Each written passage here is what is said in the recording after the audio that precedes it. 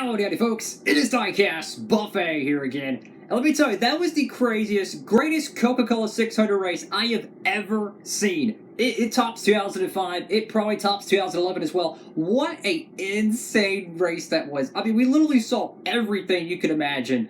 This was insanity. Denny Hamlin gets his first ever Coke 600 win. If you want to get that race with DIECAST, you can go ahead and pre-order it over there at Circle B Diecast or Plan B Sales. Use the promo code down below and you'll save on shipping, guys. Make sure to check that out. We got a lot to talk about. Look, the Indy 500, the Coke 600 Memorial Day weekend Sunday is the greatest day in racing. It truly is. I mean, you just have so much action. We'll be talking about the Indy 500 later in the video. There was a lot of great racing there, but let me tell you, the Coke 600. I feel like I was watching a Gen 4 Winston Cup or Nextdale Cup race. This was the greatest Gen 7 race ever. Easily. I mean, you know, small sample size, right? Wow. We literally saw everything in this race. We saw strategy. We saw like 1,000 cautions. We saw a car flip. We saw four wide racing coming off turn 4 for the lead, coming to the white flag. I mean, when's the last time you saw this at Charlotte Motor Speedway? The whole weekend, the track they prepared for the ARCA, the trucks, even the Xfinity was great. The best Charlotte weekend I have ever seen. They have a perfect racetrack right now. And it just shows you a night and day difference between the Gen 7 era and the Gen 6 era at Charlotte Motor Speedway. Wow. The racing was insane. I mean, the whole weekend, the racing was perfect. I really wish we had a second Charlotte Oval race because, my goodness, the 1.5 mile racing, guys, I can't believe I'm saying this, but the 1.5 mile racing is, besides the restrictor plate stuff, is the best racing on the calendar. It's better than the road course, small sample size, I know, but it's much better than the short track racing. It's better than the intermediate racing. I wish we had more 1.5 miles. I know, I can't believe I'm saying it, but that's legitimately how good this car is at the 1.5 miles. You go to Vegas, you go, well, not including Texas, because that track sucks nowadays, but you got Las Vegas, right? You go to Kansas, and now you have Charlotte.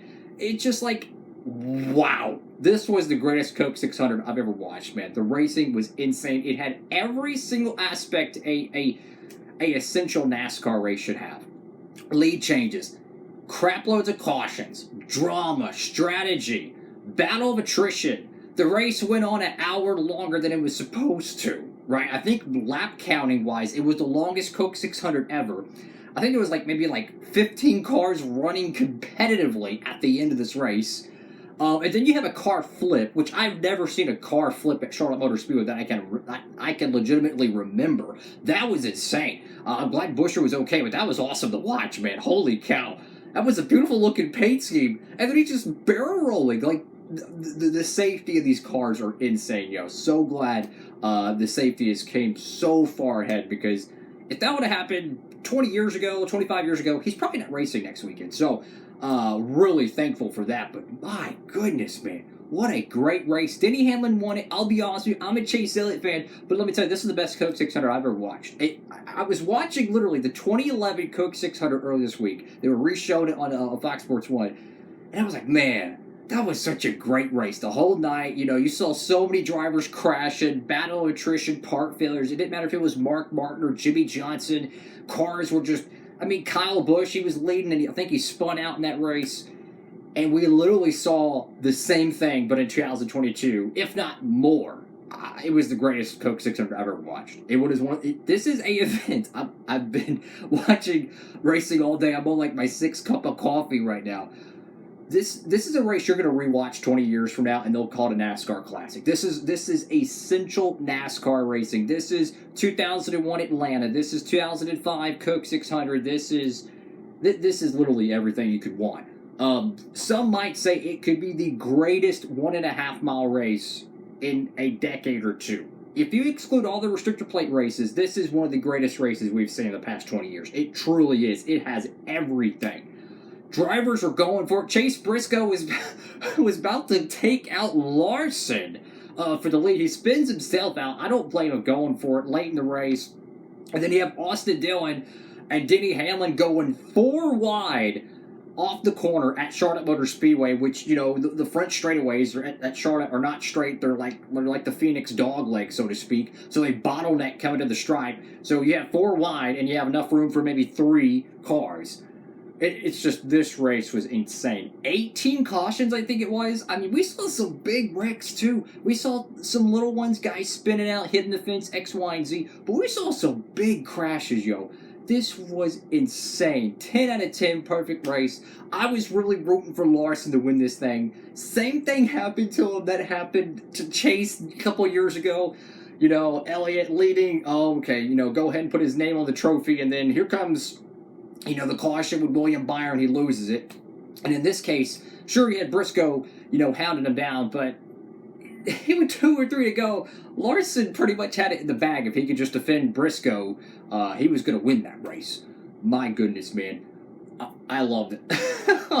I'm already missing 1.5 mile racing because I don't think we have a legitimate, true 1.5 mile race until the playoffs. Maybe I'm forgetting something, but you got to think about it. You have Texas, which, let's be honest, Texas sucks with Gen 7. It's not Gen 7's fault, it's the track. If they would actually get rid of the traction compound, the crap they put on the outside turns, repave 22, I guarantee you Texas would be a great track. No, it sucks, because that's what they wanted and they reconfigured it, and literally no one wants it on the schedule anymore, which is pretty bad. So, yeah, you have that. But if you think about it, you have Kansas, you have, well, excluding Atlanta, because that's now a super speedway nowadays. You have Kansas, and then you have, well, don't include Texas. There's no Charlotte Oval. You have Las Vegas. I mean, if you truly think about it, we have, what, like, only 2 legitimate 1.5 mile races left in this season. I wish we had more. Like, I can't believe, after all the years that we've been saying we don't want 1.5 mile races, they finally make a package that is 10 times more interesting than watching Richmond. I never in a million years would imagine that watching a 1.5 mile race at Kansas was 10 times more interesting than watching Richmond. It blows my mind. This is arguably the best generation car for the 1.5 mile, if not the best, because you start looking at it, 10, 15 cautions each time we go to these races, and it doesn't matter if it's 400 miles, or in this case, 600 miles. Gen 4, a lot of times, couldn't even put up those numbers. So, this is, if there was a great time to be a NASCAR fan, this is certainly one of the best times, because enjoy what you're watching now, because in the years to come, I can almost guarantee you they're going to change it in some way, shape, or form. They always change the rules package. I hope they don't butcher it, because if they do, the wheels are going to fall off the wagon. But they have the golden goose right now. Keep the horsepower, or add more horsepower. Don't add any more downforce. Don't do what William Byron said in his interview. Oh, we need to make, the cars are way too hard to drive.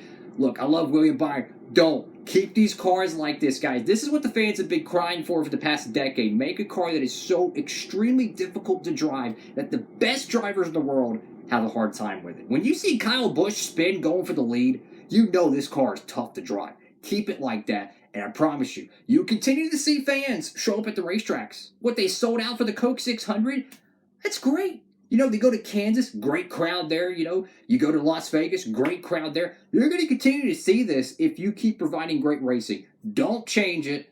I actually agree with Joe Logano said after the Xfinity race. Whatever you did to the Charlotte Motor Speedway track with the traction compound mixture, whatever they did, do the exact same thing next year. Don't touch it. Don't change it. I don't care what the boardroom says. Do exactly that next year. You have the perfect package. The track is worn out just enough. Just enough. I'm telling you, man. I'm loving this race. It was so much fun to watch. If you missed this race, I'm so sorry for you, because this was an all-time classic race. It is going down in the history books, man. This was a gnarly finish. Whew. Okay, so we also had the Indy 500 today. That was a good race. Usually the Indy 500, at least for the past 7 years or so, usually is a lot better than the Coke 600. I would argue that the Coke 600 was 3 times better, because the action, we saw a car flip in the Coke 600 and we didn't see a car flip in the Indy 500, which is weird. We saw so much more competitive racing for the lead because Scott Dixon was yard whipping the whole field pretty much. So if you compare both of them, the Indy 500 was a little bit down than I expected, but the Coke 600 was just perfect. I mean, it's perfect, right? Marcus Ericsson won the Indy 500. It was a fun race. I'm really glad to see him win that car. I love the Husky chocolate car. I love that paint scheme. Beautiful. I was really rooting for Tony Kanaan to win it. That would have been great to see him win his second Borg Warner trophy. That would have been really cool. And then I was also cheering for Pato O'Ward. I picked Pato O'Ward to win the race. I think he got like second at the end. I'm like, ah. So I was wanting him to win it. I will say, though, I'm extremely glad they did red flag the race at the end because they had 300,000 people there. Many of them probably haven't been to the track since 2019. I'm glad they just gave them a great finish. I really am because, you know, they've been waiting years to pack that place. Give the fans a finish. They did that. So that's a huge thumbs up for me. I'm so glad they red flagged it. Just give the fans a finish. They had the biggest crowd probably in all sporting events for the entire calendar year right there. It was awesome. Great racing there, no doubt about it. Great racing. I picked for the Coca-Cola 600. I was picking Larson, maybe Elliott. Elliott fell out. That sucked. Larson, I tell you what, Larson went through everything. I mean, it almost seemed like no matter what happened to that 5 car, he was going to win this race. And then Austin Dillon happened, but that's besides the point. That 5 car was so fast, it didn't matter if it was on fire, speeding on pit road. I mean, my goodness, that thing was up there. I picked Chastain to win it. Chastain had an incredible car. He was so dominant throughout the race. Won, I think, like, 1 or 2 stages. And he was there at the end, or he was leading at the 100-mile markers, but got collected in that calamity there. But I will say, though, one little thing I wish they would have done differently at the end of the race, if there's a bone to pick, so to speak, is that the one car had a substantial amount of damage. Now, I'm all for letting cars race it out, but if you notice the front end on Chastain's car, well, like the splitter was like grinding against the racetrack. And you notice right off the start, the one car was sandbagging. So my point is they should have black flagged the one car at least in the back because Hamlin had no competition until Kyle Busch finally got around him and had a little bit of a run. So my point being, I don't think the one car really had business being up there, even though I'm a huge Chastain fan. His splitter it looked like the whole nose was grinding against the ground. And if you go against the banking with anything on that car touching it, it picks the wheels up, whatever it is, it slows it down. So I would have liked to see maybe a black flag there just to get the most competitive cars up there, whether it's Stenhouse, whether it's Harvick. I think that would have been a little bit more competitive at the end. Perfect race, though. So much fun to watch, guys. Doesn't matter who won the event. My guy was out early, and Larson, he got bamboozled, but that's besides the point. What did y'all think about the 2022 Coca-Cola 600? I'm afraid this could be a race that we're not going to forget. This is a great freaking race, man. Just great overall day of racing. I wish Ganassi was still in the Cup Series. Technically, they are with Trackhouse, and they had a fantastic race going. Suarez can't catch a break. I mean, he has incredibly fast race cars. And then Chris Buescher barrel rolling. That was insane. That was like the most craziest crash of the Gen 7 era. Wow, man. There's just so much to unpack from this event. I mean, Larson's car was literally on fire, and he still was leading laps. It's insane. I'll end the video on this. Very proud of Jimmy Johnson for going for the Indy 500. Say what you want to say about his finishing result. He did lead a lap. Granted, it was during a field, pit stop sequence. I hope he comes back. I believe in Jimmy Johnson. I think he's really good at them oval races, guys. He's really good at the oval races. Regardless what happens, I'm so proud of him going for the Indy 500. I think it's awesome. And I hope he does the Coke 600 doubleheader. I hope he runs it next year. I think he could easily find a ride, Hendrick. So, yeah, hopefully that works out. Anyways, make sure to get your Denny Hamlin Coke 600 race twin car pre-ordered, guys. That's going to be a cool one. I think there's a lot of confetti. So if they get that one produced, Denny Hamlin cars are hit or miss. Sometimes they make them, sometimes they don't. If they do make it, this might be one of the best Denny Hamlin race versions ever if the confetti stays on the car, because they had it everywhere during the interviews, or the photo shots of Victory Lane. I'm exhausted. That was so much fun. I love the doubleheader. So much fun racing. Man, that was a great race. You know that feeling when you just watch a great NASCAR race and it's just like it is just. I had a feeling it was going to be a demolition derby. I'm thinking, okay, we're going to have 10 cautions. We're going to see a crap load of great racing. The Gen 7 car, I'm telling you, is unbelievably good. You know, I'm not just saying that either. Like, the proof is in the pudding. It is the best race car we've seen. You could argue since maybe the COTs. You might be even say 2006, 2007 with the Gen 4. I'm telling you, that's how good this race car is. Every single week, I'm excited to watch it. I can't believe I'm saying it. I wish we had one. I wish we had like one more true 1.5 mile race to look to. Let's just throw another Charlotte race in the middle of the summer. I am all for it, guys. The 1.5 mile racing is just absolute bonkers, and I'm all for it. Have a great one, everybody. Make sure to like, comment, and subscribe. We're on to a new track next week. That's going to be interesting up there in what is it? Gateway Worldwide Technology Speedway, whatever they want to call it. Hopefully, it's a good one.